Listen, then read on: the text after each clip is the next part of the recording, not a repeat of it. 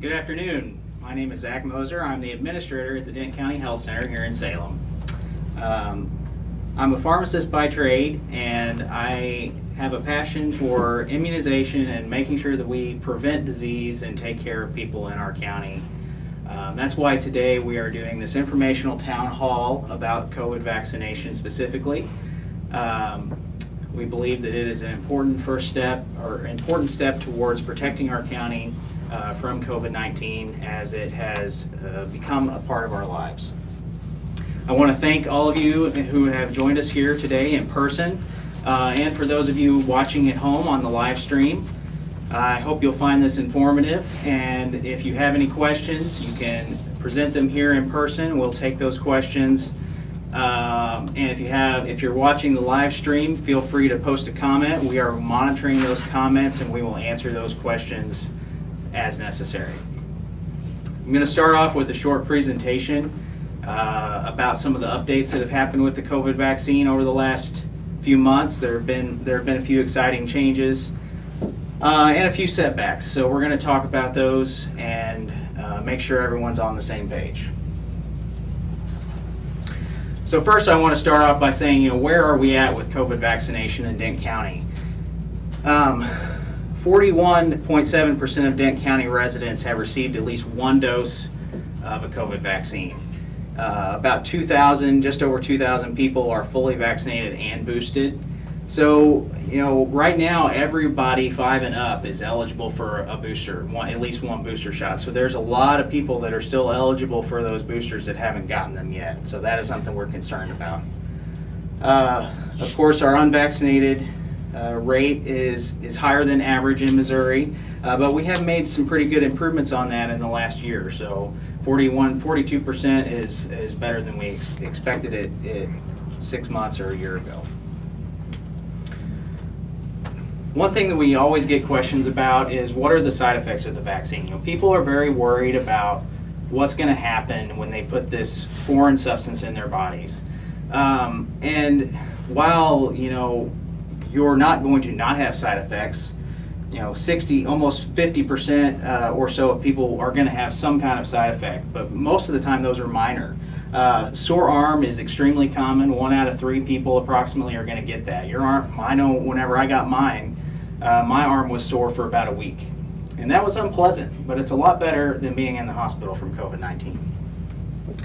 Also, especially kids get irritable, or they have general malaise. You feel bad. That's a high percentage. A lot of that comes from the kids. That's the worst thing. If you've ever, kids when they get their vaccines when they're young, they always feel down, or if they're, especially the really young ones, they get tired and they want to sleep more. And to some extent, that's how adults are going to feel too after a vaccine, and not just COVID-19, but any vaccine. So really, these are all things we expect to see, and these are normal. This means that your body is generating an immune response. So this is actually an important thing. It shows that the vaccine is doing something. However, the rare side effects of the COVID vaccine have really gotten a lot of press, and that's not without reason. I mean, we don't want to see, I sure don't want any of these things to happen to me. So I totally understand why people would be concerned about this, but I do think it's important to put these in the proper context. Anaphylaxis, that's a severe allergic reaction. That is something that, of course, is life-threatening if that happens. However, when this has been monitored by the CDC, which these are required to be reported if a healthcare provider finds one of these events to happen, they have to report it. Per 1 million doses administered, we have 5 cases of anaphylaxis. So that is a really low rate. There are much more things in our environment on an everyday basis that have a much higher rate of anaphylaxis than that. So something to keep in mind. Guillain-Barre and Thrombocytopenic Thrombosis syndrome, right? That is a more severe side effect that has been shown to occur with the Johnson & Johnson vaccines. These really haven't been seen with the Pfizer or Moderna vaccines. But for those who are still considering the Johnson & Johnson vaccine, that is something to be concerned of. But see, even that is a little bit lower rate than the anaphylaxis. The one that everyone is really concerned about is myocarditis, especially in the kids. Boys age 12 to 20 or so are the ones that are highest risk for myocarditis. That is an inflammation of the heart, is what that is. Now, lots of things can cause myocarditis, and this is not the only vaccine that can cause myocarditis. Any type of viral illness, other vaccines, lots of things can cause this, and so this is not necessarily uncommon, but again, at that rate, we're looking at 106 cases per 1 million doses. So you extrapolate that to Dent County's population, we would expect to see no cases of that. However, we do know that it has happened. Yes? What would that compare to, say, the measles vaccine? That is a good question. I don't know off the top of my head. Do you know the answer? No, but I can look it up. April will look it up. I don't know off the top of my head what the rate difference is, but we'll find that out and get you an answer.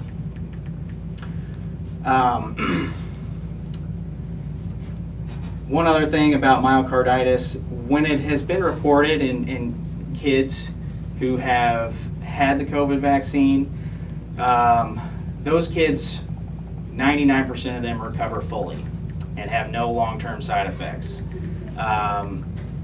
There have been, to my knowledge, there have been no deaths associated with the myocarditis with the vaccine. There have been a few kids, on the order of 5 or 10, I believe, throughout the whole United States that have been in the hospital. Now, I might have to have April fact check me on that, but bottom line is, most of the time kids recover from this. It's already exceedingly rare, and there's no long-term side effects in most cases from that.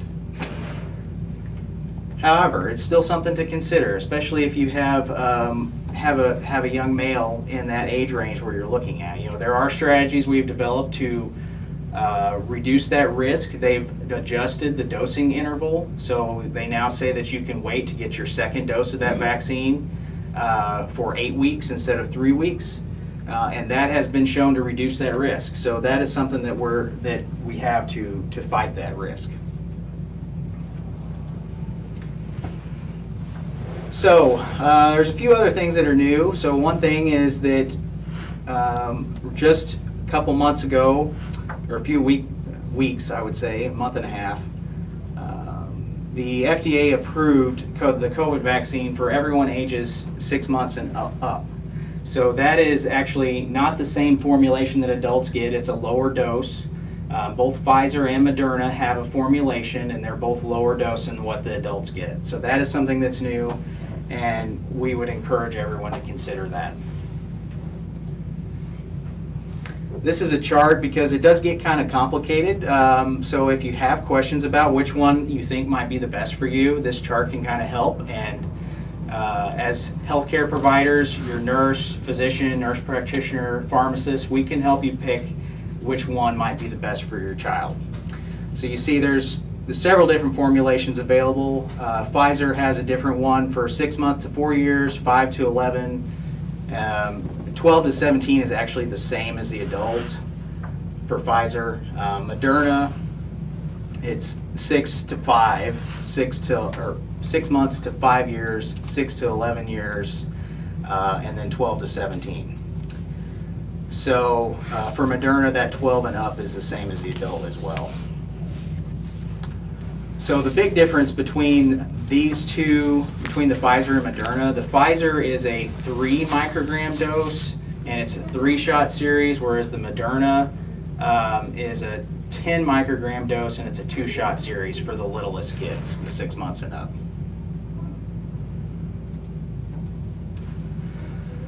Booster doses, I kind of mentioned this a little bit earlier in the presentation. Booster doses are something that's very important right now because we're waiting on that Omicron booster to come in the fall. And right now, the vaccine that we have is made to work against the original strain of COVID-19 that is long gone. That is not circulating anymore. We don't see it. And so we're using a vaccine that is not designed for what we're facing right now. We're frankly quite lucky that it still works as well as it does. It wasn't designed for this. So we have seen that these booster doses are really needed to protect us from Omicron. You know, because it's not designed specifically for Omicron, you're still probably, if you're exposed to it, you're probably still going to get COVID, even if you've been vaccinated. But it's going to reduce your risk of going into the hospital, of dying, of having long-term side effects, of having a stroke, those types of things. So those are what we're really worried about with COVID-19. You know, a lot of people you hear that get COVID and they've been vaccinated, they get a mild case. And that's really what we want. You know, if you get a mild case of COVID-19 and it's just like a cold, that means we've won, because we're not scared of a cold. We're scared of people getting in the hospital and dying and having long-term problems, kidney failure, lung failure, all these things that can really harm them for the rest of their life. That's what we're trying to prevent with the COVID-19 vaccine. And that's why right now the boosters are still important, even though they're not as perfect as they could be. Yes, sir. Yeah, I'm 67 and I've had both the boosters, but I hear you talking about the fact that the vaccines that I got pretty much are outdated. What are we looking at for older people? Is the government talking about giving us a booster of the new stuff? Yes. Yeah. So, do you have any idea when that's going to become available? Yeah. Of course, it's not set in stone yet, but what we're hearing is around September next month.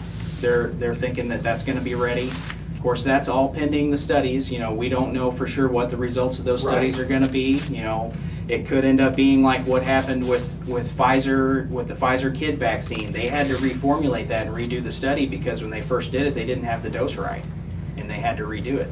So that is something. That's part of the reason it took so long to get those kids' vaccines out. So like that is a challenge that we have of doing this during a pandemic, is that we don't know. So the tentative thing is September. We think that that's when it's going to be, but we don't know, and we'll be sure to keep everybody updated on that.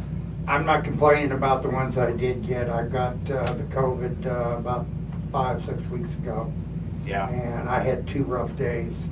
And I think I'm thankful for the 5-day regimen of drugs that my doctor gave me. Yeah. It seemed like as soon as I took those, I started a rapid improvement. Good. I'm glad to hear that. Good question. So I think that, that goes to the point that it's important right now. Everyone 5 and up can get at least 1 booster shot. If you are over 50, you can get 2. So especially the people who are over 50, they were the ones that they were in the first round that got the COVID vaccine way back in February and March of 2021. And so that protection is waned quite a bit. And so those 2 shots are really important. A lot of people are asking, they want the 18 and over population to be able to get that second booster as well, but the FDA just had a meeting about this week, and they decided that they think that for that age group that the risk is higher than waiting for the Omicron booster. So I think that's a really tough decision. To some extent we kind of have to trust that they're looking at the data and they know what they're doing when they make that decision, but I know there are a lot of people that would have liked to have seen the ability for 18 and over to get the booster, but that's not where we're at right now. All right, so one thing that's been coming up a lot lately with Omicron going around so much, a lot of people are getting it. A lot of people who've had maybe 1 or 2 doses, their first 2 doses, but haven't had a booster, they want to know, can I get a booster now? As soon as you are done with your isolation period, after that 10 days is over and you're feeling better, you can get a booster. There's no need to wait any longer than that. Also, getting monoclonal antibodies, if you had monoclonal antibodies or if you had Paxlovid, they're not, it's been around long enough now that they're saying it doesn't matter. So you can get that as soon as you're off of your isolation period and you're feeling better. Another new thing that was announced recently was the Novovax, which is a different brand of COVID vaccine, which uses traditional vaccine technology. So this is what people, how vaccines have been traditionally made, meaning that they take the virus, they grow the virus in a test tube, and then they break it down with heat and take portions of that virus and inject it into your body, and then that causes your body to create an immune response without actually causing you to get the disease. So Novavax is created that way. It uses purified proteins from the coronavirus to stimulate the immune response. So, some people have taken issue with the mRNA technology used in the Pfizer and Moderna vaccines. So, I'm hopeful that this is going to be an alternative for those people who aren't comfortable with that technology, who might choose to get vaccinated with this option. Right now, in Missouri, we have not been allocated any yet. We have, at the health center, we have signed up with the state of Missouri and told them, we have people who are interested in this vaccine. Please make sure that you put us on your list. So they're aware of that, and as soon as that's distributed, we expect to get some doses, but we're not going to get a whole lot. And so we have been told that we're going to have to kind of go back to how it was at the beginning of when the vaccines first came out, and we're going to have waiting lists and make sure that we're using all 10 doses out of the vial and all that kind of stuff again. So if you are interested in that, whether you're here at home, please give us a call so we can put you on that waiting list, so that we can show the state, hey, we've got all these people that want this, please give us some. So just something to be aware of there. We kind of talked about this a little bit already. We've got Omicron boosters, which is the same formulation as far as how it works and everything as the original vaccines, but the RNA inside of it is modified to match the Omicron strain. So it creates the protein in your body that matches what Omicron has, and so that way you have protection against the Omicron variant through the same method. And this is one of the nice things, or what the pharmaceutical companies say is a nice thing about the mRNA technology, is that it's easy for them to swap out the RNA strain and update the vaccines whenever there is a change like this. So I'll be curious to see what the studies say when they come out, hopefully this next month. But if all goes well, then we'll have an Omicron booster and be able to start distributing that this fall. And that's all I had as far as prepared remarks. So at this point, I'll sit down beside April and take any questions or comments that you might have. To answer your question earlier, for myocarditis related to the MMR vaccine, it's 67 per 1 million doses. And if you remember that the COVID-19 was 106.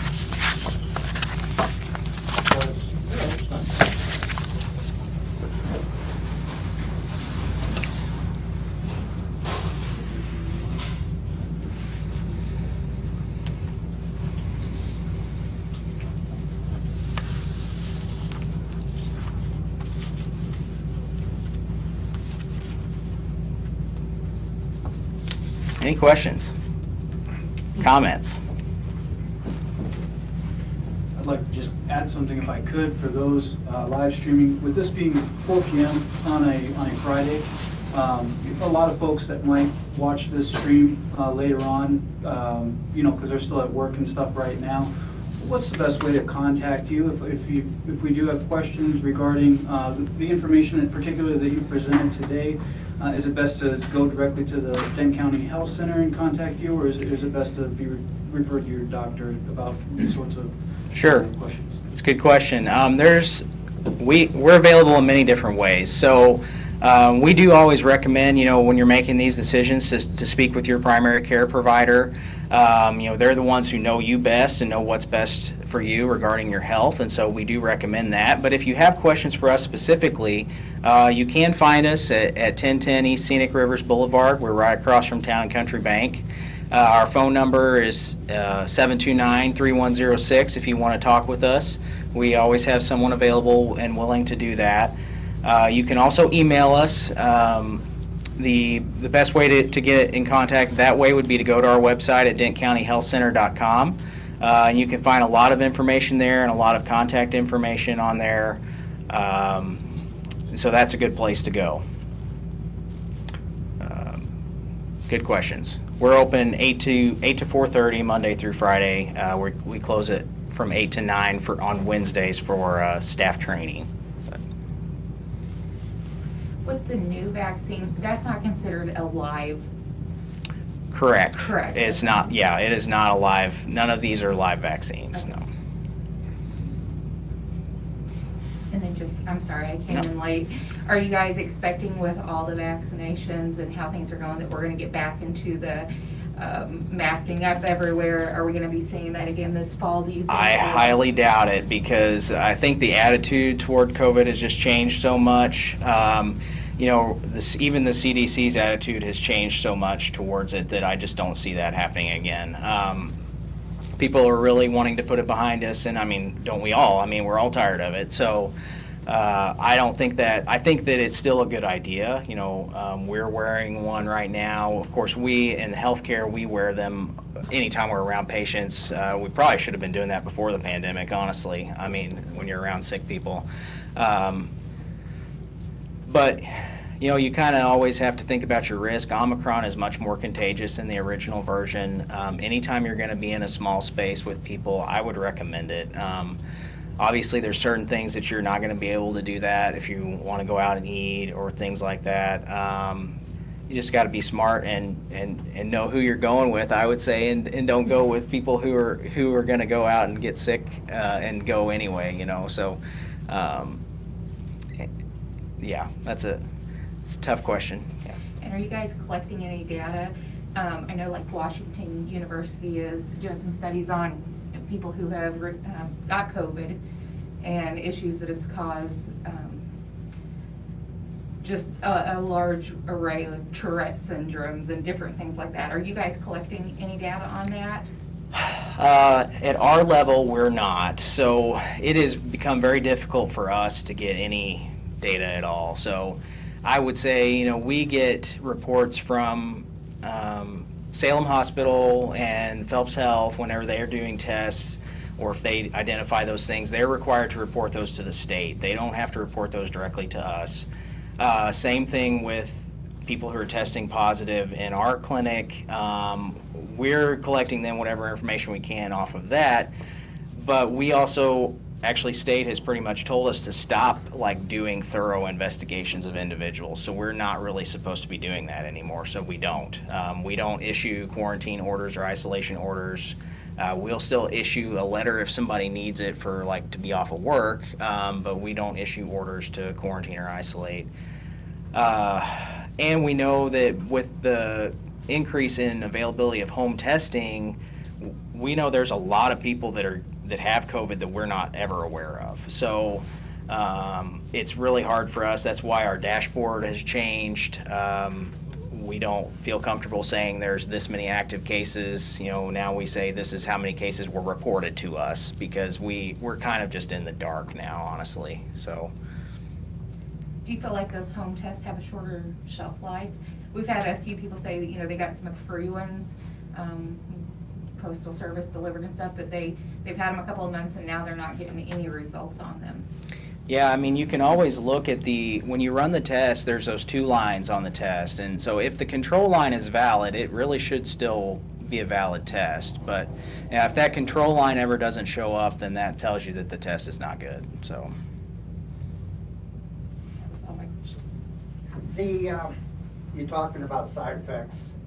Now, I know the first year I heard a lot of things about people, even people that stayed home with the COVID and you know, didn't go to the hospital, didn't go to the doctors, that there was a lot of cases of lung damage, heart damage, that, you know, just basically stays hidden until they go to the doctor and the doctor goes, well, guess what? Now, with the later variants, are we experiencing the same kind of lung issues and heart issues, or is it getting worse, or is it getting better? That's a good question. So you're right that we're seeing a lot of long-term effects from COVID-19. I think we're just seeing the beginning of what we're going to see moving forward, with people having long-term lung damage and chronic pulmonary problems moving forward. I'm going to answer your question partially in that one of the nice things about Paxlovid, that treatment that you mentioned that you had taken, there was a study done that showed that it actually prevented those long-term problems with COVID-19. So that's some hope to prevent that moving forward. I think with the variants that we are seeing now, it's again too early for us to determine what that might look like, because we didn't see it with the other variants until it was a couple months out. And one more question. My wife, she's a lung transplant recipient, and she's got special shots that she's taken, and along with the regular regimen of COVID shots. But she's only taken one booster. She's put off getting the second booster, mainly because she's just so fatigued. She doesn't get out much. But I was wondering, for her, you know, if she decides that she wants to get her second booster, especially with things getting more escalated with cases, should she wait until September? Would you recommend that she wait till September to get her second booster and get the new one? That's a hard question. That is a tough question, and that is really a question that has been being had around the country right now. So I think that is a personal decision, honestly, whether you think that if it kind of depends on what you're doing on a daily basis. If you there is a chance that if you take a vaccine now and say that the Omicron boosters come out in 4 weeks and you get one then, you do need a certain interval between doses of a vaccine to give your body time to recover from the first dose. And so there is a chance that if you get those two doses too close together, that you might not develop a great immune response to the second dose. So it is a concern, it's hard to say. I definitely can't give you a direct answer in this type of forum for an individual question like that. But in general, I would say that you kind of have to decide for yourself, you know, what's your risk right now, what's your risk going to be later. Can you do anything to protect yourself now to wait, or is it worth it? Is she at a high enough risk now that you need that protection now? And so I think a lot of people are saying, especially for the older age groups, that it's still worth it to get it now, because like I said, we don't even know for sure if it's coming, if the Omicron booster is coming. And so if you're at that high risk, like, you probably need this protection sooner rather than later. So she would still qualify for the additional yes, booster yes. later on. My guess, you know, like I said, I can't say for sure what they're going to put the parameters on it, but I'm going to guess they're going to say there needs to be a minimum of 8 weeks or something between doses. Okay. And so whatever that minimum interval is, that'll determine, you know, who How can soon get she it. can get her fifth one? Right. Okay. I really don't think they're going to say you've got to wait 5 months between your second booster and your Omicron booster. I don't think they're going to do that, but they probably will say it's probably, I would say no, definitely no sooner than 4 weeks they're going to say, but probably more like 8 or something like that. So. Okay. Thank you. Yeah, good question. Well, all the resistance or skepticism about the COVID vaccine, has that locally, has that had an effect on other vaccines? Yeah, I would say so. Do you want to answer? Yeah, so I think it has. I think too, just the lack of access to healthcare that we experienced during the pandemic has put a lot of people behind on vaccinations, and then we're just kind of breaking through that and starting to see people coming in for routine vaccinations. And then the vaccine hesitancy, it does spread to other vaccinations as well. I definitely think that we're making steps forward with that, but it put a lot of pause on it for a while.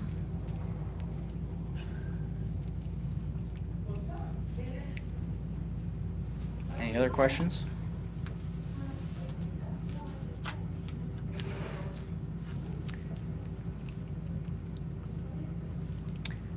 Do you have anything that you wanted to add? Any on the feed? Okay.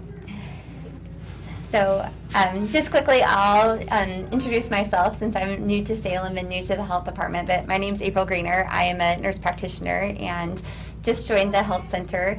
And one, I just have to give kudos to the health center. I have been so impressed with all the services that they offer, and that the goal really is to improve the outcomes and the health of citizens from Dent County, and I'm proud to be a part of that. And one of the things that I'm excited about is the work that we're doing with COVID-19 and really helping people and offering treatment options and the vaccine for people who are interested. And I think that we all believe that this is a personal choice. None of us are trying to force vaccines on anybody. We just want to provide information and answer questions. So if anybody has any questions or concerns, then just like Dr. Moser mentioned, to contact us, and we're happy to talk to you. So, and the community's been warm and welcoming, so thank you for that. Absolutely. Okay, well, if there's nothing else, then we will wrap up. Again, like was asked earlier, if you want to get a hold of us, we're right across from Town Country Bank. Our phone number is 729-3106. You can find us online at dentcountyhealthcenter.com. We also have Facebook, Twitter, Instagram, LinkedIn, and a YouTube page. So thank you guys for coming. I appreciate your time and your attention. Yeah.